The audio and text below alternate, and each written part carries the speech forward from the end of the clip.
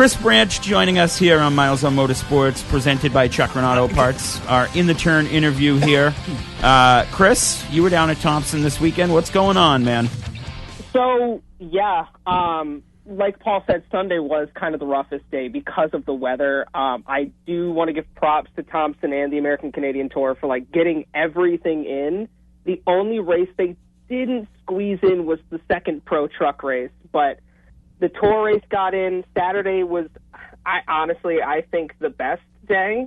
It might be a controversial opinion, but I might be thinking the Monaco Tri-Track Series a little better than the Tour now. The field was... Yeah, there was a lot of cars. A lot of cars, yeah. 36 compared to, I think, only 22 showed up for the... 23, I think, for the Wheel Mods. Yeah. Which was a super small field. But, yeah, Justin Bonsignore, man, that guy... I was talking to my dad before the race, and we were picking who we thought, and I'm like, I can't pick against 51 at Thompson. The guy just gets it. That's not many guys are able to. Not many drivers, at least in the modified series, are able to grasp that track the way that people like Bonsignore have gotten it, and Ted Christopher, Mike Stefanik, those guys were so dominant there. If there wasn't that mid-race caution, though, Matt Hirschman was coming from 7th back, and he was easily 1.2 seconds a lap faster than the whole field, just ripping through lap cars, ripping through he got up to third, almost caught Silk before a caution came out, and after that, I think he either probably wore out the rest of his tires or he just made an adjustment that he couldn't go anywhere. But yeah, Sunday was good enough, but Saturday we had cars wrecking each other for the win. We had drivers ripping off hoods of other people's cars. Madness. I know that the Cup race did not fall in the favor of your fandom, Chris, but I would love to hear what you think about the Bowman DQ and Logano getting in and that whole scenario after the Cup race at the Roval. So, thankfully, because of the weather, I was able to catch probably 75% of the race. I was thoroughly happy with Bowman's his run. I mean, winning a stage, he ran respectable. But again, you have to meet NASCAR's minimum weight requirement. They gave him a bunch of options. I just want to know when they say they give you about a 15 to 17 pound leeway, how are you even below that? It's insane. I think Hendrick dropped the ball, and I talk about it in branching out. It frustrates me that someone who just turned it on in the playoffs just gets unceremoniously taken out because of something not even in his doing, and the team let him down. How light was he? I didn't get the details. They didn't specify, but it was under the 17-pound threshold that they gave. But Hendrick didn't specify. Which is probably 1% or 0.5% they probably give him. Mm-hmm. Something like that, yeah. Because I know they had mentioned on one of the press conferences, the NASCAR execs, they said we had given them 5 or 6 attempts to be able to hit at least minimum weight. They talk about, they give everyone ample opportunity, and it's devastating. I really hope this doesn't kill his momentum. And I mentioned in the chat, I don't know if I'm more upset that he got DQ'd or Joey Logano benefited from it, and I can't stand Joey Logano. It's interesting. I don't know how they scale those cars. You know what I mean? Is it empty, dry, or when you come across, you have to have a certain level of fuel to be to be good, and it could simply be that they just ran too long and ran down on fuel, and that's 8 pounds a gallon, right? 1 gallon more, you're in. I think they are supposed to refuel the car fully before you hit inspection. I believe also make sure your water they do. We saw it in as well, something like that. Yeah. So it's with the same fuel load and all the cars they get away. So my question is how does he get to the race? How do you get through qualifying and practice and everything else and not have your car legal weight? That's a good question. And pre-race inspection. Right. They go through pre-race inspection as well. So I'm curious. He wasn't involved in anything. He finished 18th. it wasn't a great finish, but there was that video of something flying off the car. Is it some sort of piece of ballast that he lost? Yeah.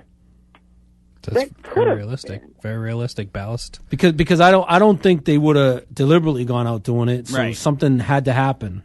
And if all the cars are weighed with fuel and everything else, right? Then the only thing could happen is something physically got removed from that car that weighed 17 pounds. Oh, yeah. No, for sure. It's so devastating. And like I said, I really hope this doesn't kill Alex's momentum because he's been running phenomenally. No one's earned more points in the playoffs besides him.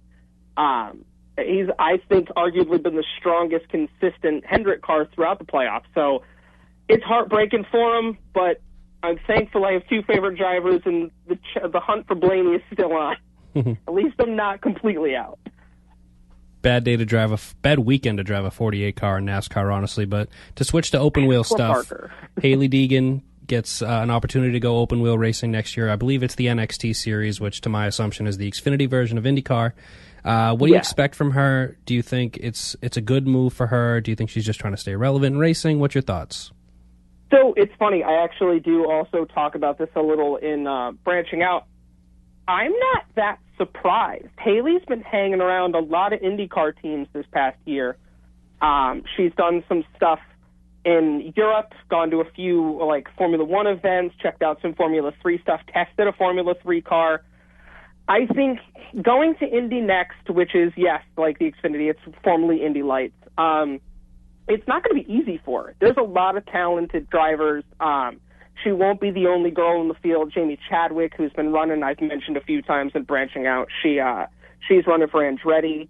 I think this is a good move for her in the sense of being able to do everything, right? You want to get your feet into everything, and for her, who has still very limited asphalt experience, she grew up racing, stadium trucks on dirt like her dad. So I think this is a good move. H&D Motorsports has had some really fast cars in the past few years. Drivers like David Malukas, who was up with AJ Foyt starting in 2025, he's come through that program, and he's one of the hottest young prospects.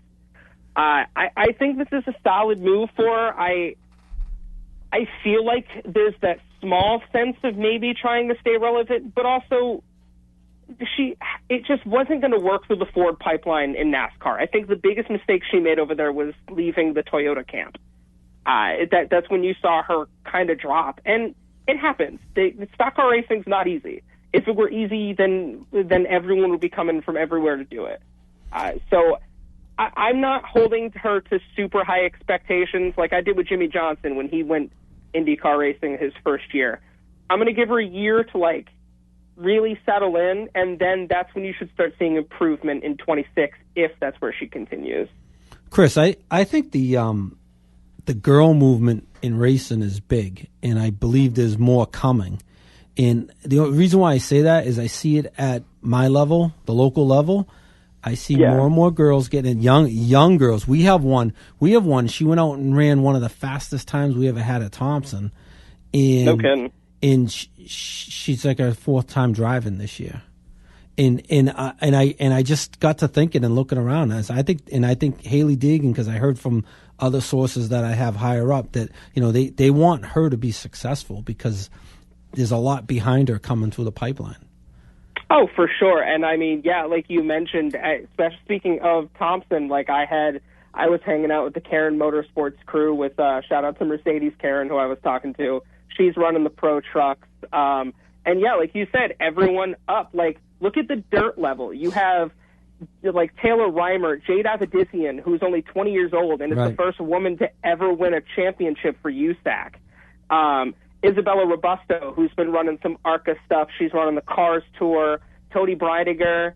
The list goes. Jamie Chadwick, speaking of open wheel. I can't remember her name. I talked about her last week, but McLaren just signed this 19-year-old Welsh driver who's won 12 races last season in Europe in sports car racing. So, listen, I'm fully on board for all these women coming in here and showing that they can run their stuff. But I think everyone that hates Hailie Deegan, I think secretly wants her to be successful as well because it's good for the sport.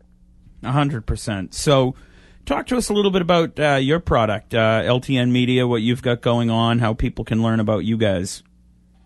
Oh, for sure. So normally I would be live myself over on Twitch, but due to our co-host having the flu, we are not able to do our flagship show Less Than Normal. But we're on YouTube, Twitch. You can find us. I think I've posted it a few times on the Facebook page. Twitch.tv/LTN_media, same as YouTube. We do different varieties of podcasting. We do like fun gaming videos. We do like Dungeons and Dragons content. With hockey starting, we have a hockey podcast that's been going for a few weeks. We're kind of dabbling into everything. So you can find us literally anywhere you get your podcasts. We're available.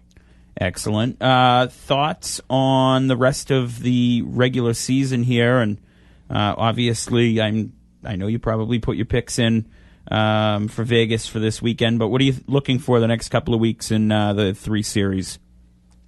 I'm looking to hear or to see if that 11 car can back up all the smack he's been talking on Actions Detrimental. Ooh, that's Denny, Ben's main guy right now. I think so. Ben's going to ride him. I love Denny, but he's like, oh well, yeah, well now that the real season's starting for the playoffs or whatever, because he's claimed that a lot of these races have been the kind of gimmicky wild card stuff, and these are 4 of his good tracks. So I'm looking to see him step up. I'm looking to see if Larson can really solidify himself as the guy, like the clear favorite.